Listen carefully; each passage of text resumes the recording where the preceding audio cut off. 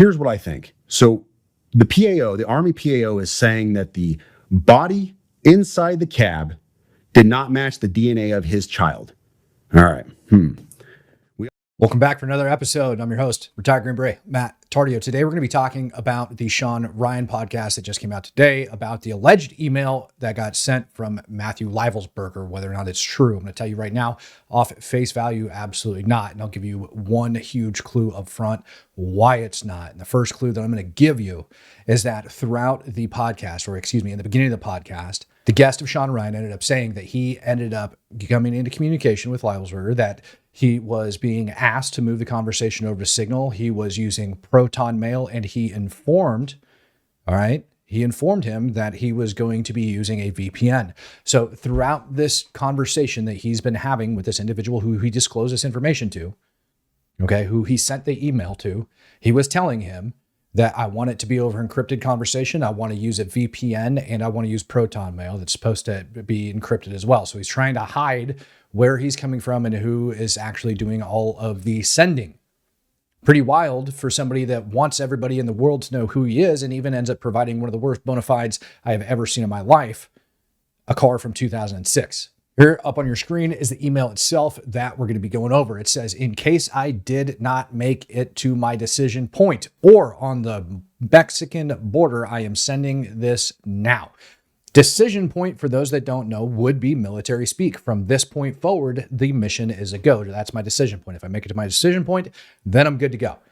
Then it goes on further to say, or to the Mexican or the Mexico border. That implies that he had every intent of surviving the incident and going into Mexico. Now, today we end up learning that the DNA inside of the vehicle, according to the Army PAO, according to the Sean Ryan podcast, that the DNA of the body inside of the vehicle does not match the DNA of the child that he just had this year. Then he goes on to ask him to keep his identity private and not to release the email until January 1st. Now, our first clue going into this is it says, first off, I am not under duress or hostile influence or control. Now, that ought to make you scratch your head a little bit for him to say that he is not under duress, hostile influence, or control. Can anybody anywhere refer me to just one manifesto where somebody has to state that?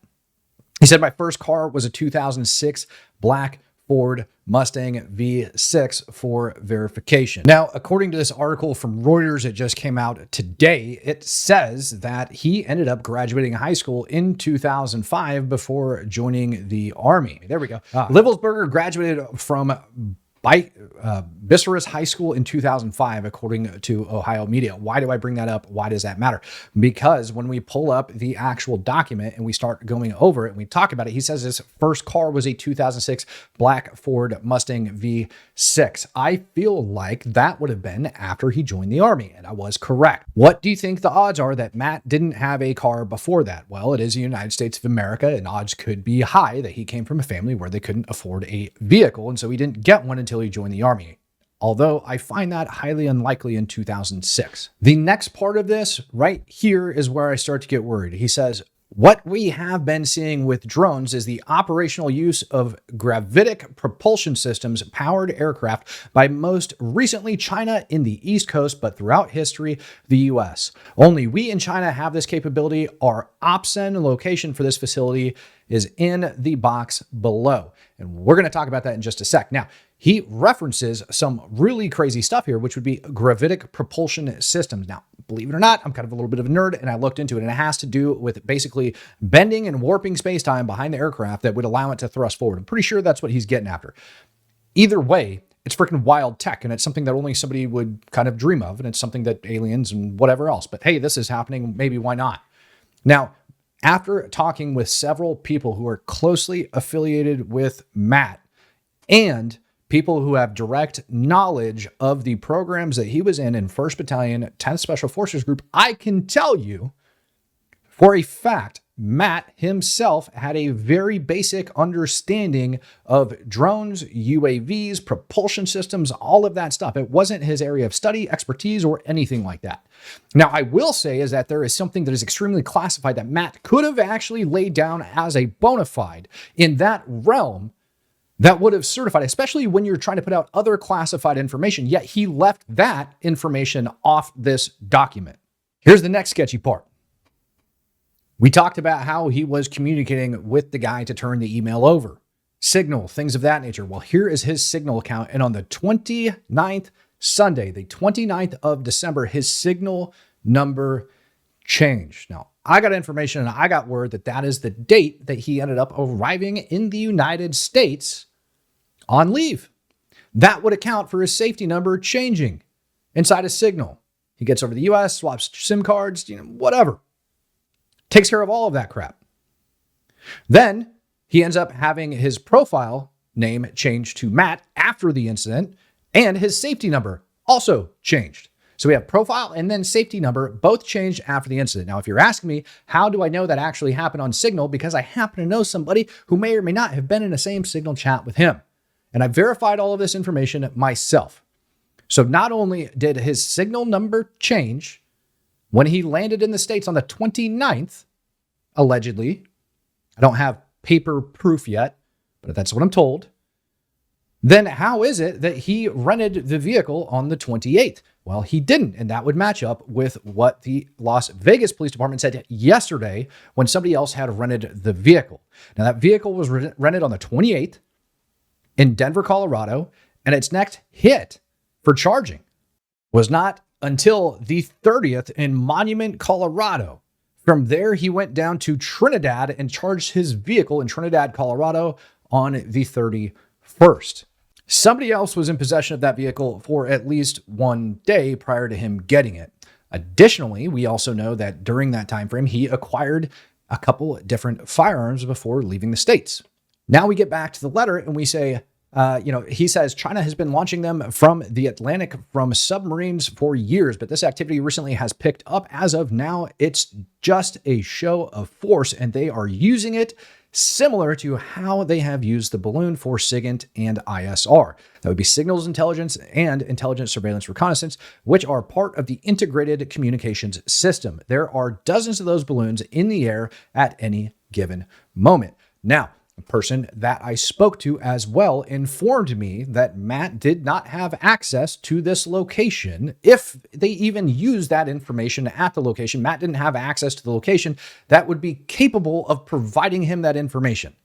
I gotta speak cryptic. I'm really sorry, but basically he either was or he wasn't allowed into a particular facility, or he was or wasn't using a particular facility in order to gather that information. And the word is he wasn't using that facility. What I'm trying to tell you is he didn't have access to the facility, and or he wasn't accessing the facility in which he would have been able to pull that information out of. And he would have also had to been read onto a couple different programs as well, none of which allegedly he had been.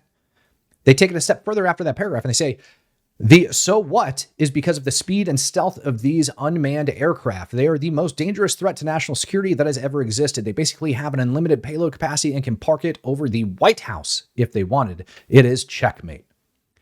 Says the US government needs to give the history of this, how we are employing it and weaponizing it, how China is employing them, and what the way forward is. China is poised to attack anywhere in the East Coast. Now, the interesting part starts here. He says, I have been followed for over a week now from likely Homeland or FBI, and they are looking to move on me and are unlikely going to let me cross into Mexico. Again, we have another reference going into Mexico here. So he's got knowledge of a program. He's been followed for over a week. They're likely from Homeland Security or FBI, and they are looking to move on him and are unlikely going to let him cross into Mexico. So he is trying to say that the FBI now failed. Trying to say not only is our federal government completely and totally lying to the American people about what's been going on, but our enemies have the ability to take out the White House if they want, and they also failed the American people because either the FBI or DHS was following him around. Well, I have a question. If he's worried about being surveilled, why the hell did he pick a Tesla Cybertruck of all vehicles to drive? because that, if you want to blend in, is not exactly the best vehicle to do it in. It's going to be easy to spot, especially driving across freaking New Mexico and freaking all Arizona, all these other places. It would be very easy to spot on some of these highways traveling down. So why would he do that? It doesn't make sense. It doesn't pass the common sniff test for somebody of his experience. He says there won't do it though because he is armed and has a massive VBIED or VBED. That is a vehicle-borne improvised explosive device. He says, I have been trying to maintain a very visible profile and have kept my phone, and they are definitely digitally tracking me. Okay, so what is it? You're trying to keep a very visible profile, and yet when you're sending out these messages, you don't want them to be visible. You want your IP address hidden. So again, inconsistencies in here. And he says he kept his phone. If he's actually looking at pulling something like this off, why the hell did he keep his phone on him? Because then it would be tracking him the entire way. And if they really wanted to find him, that's how they would find him. Says, I have knowledge of this program and also war crimes that were covered up during the airstrikes in Nimruz province, Afghanistan in 2019 by the admin, DOD, DEA, and CIA. He says, I conducted targeting for these strikes of over 125 buildings. 65 were struck because of CivCast. So he says he developed 125 buildings for targeted packages. To break that down, 125 buildings to get airstrikes conducted on them, but only 65 were struck because of CivCast concerns. So that number was cut pretty much in half because of CivCast concerns. Now that would have been CivCast concerns from Special Operations Task Force Afghanistan, or SOTF-A, and I'm going to break that down for you in just a sec. He says that killed hundreds of civilians in a single day. USAF-4A, U.S. Forces Afghanistan, continued strikes after spotting civilians on initial ISR. It was supposed to take 6 minutes and scramble all aircraft in CENTCOM. USAF-4A is Big Army Afghanistan. He was a Green Beret on Green Beret team over inside of Afghanistan doing Green Beret things. I know this for a fact.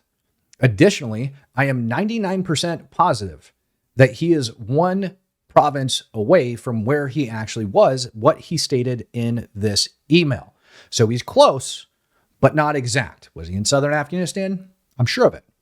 Was he in that particular province? I don't think he was. Why is that important? Because throughout this entire email, let's say it was sent from him, he's leaving us a trail of breadcrumbs. Number one, he's talking about things that he has absolutely no access to and are way above his pay grade, way above his basic knowledge of understanding of UAVs, way above his understanding of everything. He just started out. His first class on this stuff was in the fall. He is known in these group messages for saying stupid, well, I don't want to say dumb things, but very basic, simple questions that if he had that level of understanding that he disclosed in this email, he wouldn't have been asking. The crazy part is that those messages have since disappeared out of those group chats. They're no longer there. Where were they at? Signal. So all of the messages that would have made him look incompetent as far as UAVs go or drones are now gone. Someone deleted them. The other issue I have with this paragraph down here when he says USAF-4 continued strikes after spotting civilians on initial ISR. That is a huge issue for me. That is a huge issue because US-4A is very, very, very commonly known, widely known across the military to call off airstrikes for any number of reasons. But the highest priority we're calling this crap off is civilian casualties. Unless troops are in direct contact, like you got to, no. That's when they would do that. Otherwise, probably not. 90% plus probability that those airstrikes aren't happening, which he references in that paragraph where he says almost half of them were not executed because of concerns for CivCast. Very, very interesting because again, now we have two different and contradicting statements. Then he says the UN basically called these war crimes, but the administration made them disappear. I was part of that cover-up with USAF-4 and Agent Blank of the DEA. So I don't know if my abduction attempt is related to either. That's curious. Why did he put the word abduction attempt inside of that email? Where, oh where, Did he ever, prior to this, talk about being abducted? I don't think he did. He said that he was followed, possibly, but he never said abducted. But here he used abduction attempt. It's almost like they screwed up in scrubbing this email. He said, I worked with General Miller's IO staff on this as well as the response to Bala Murghab. AOB South commander at the time, blank, can validate this. He says, you need to elevate this to the media so we avoid a world war because this is a mutually assured destruction situation. No, the information that this document is talking about essentially assures a world war. That's what it's calling for. It's saying that China is flying freaking drones over the United States that have the ability to blow up the White House if they feel like it. It's saying that the United States has similar tech. It's also saying that the United States was committing war crimes over inside of Afghanistan. I promise you, after speaking to everybody that I know that was on that trip, that just wasn't the flipping case. So how the hell does he come out and say that, especially in the same paragraph where he says they canceled half of the targets because they were trying to avoid CIVCAS, and then complain about CIVCAS in the very next breath? He said, for vetting, my LinkedIn is Matt Berg or Matthew Livelsberger, an active duty 18 Zulu out of 110. My profile is public. I have an active TSSCI with UAP, USAP access. He does not. I'm just going to tell you right now, he does not. That's what I got told today, is that he does not have that access. So, if we're going to dive a little bit deeper and start talking about this, why the hell would he provide his LinkedIn for vetting? It makes zero sense. None. If you wanted to do proper vetting, you would have ensured that this email could have been traced back to you and everything else so that guys like me can't sit here and have this type of a conversation. And he can't say that he was worried about people following him or getting things out because he had already sent the dang email. And he was already claiming that he was being followed. And then magically inside, he ends up saying that, what? There was an abduction attempt. Here's my thing. The body inside of the vehicle, allegedly the DNA doesn't match his or his kids. Excuse me. The body's DNA doesn't match his child's. Very, very curious, according to the Sean Ryan show from the Army PAO. Now, my question to you is, why do you think they did that? Well, if you were to look at this document right here, it would lead you to believe, as you read through it, that maybe he did make a run for the border and all of this was a drastic attempt in order to throw them off as he ran for the border. I don't think so. As a matter of fact, I think it's something different.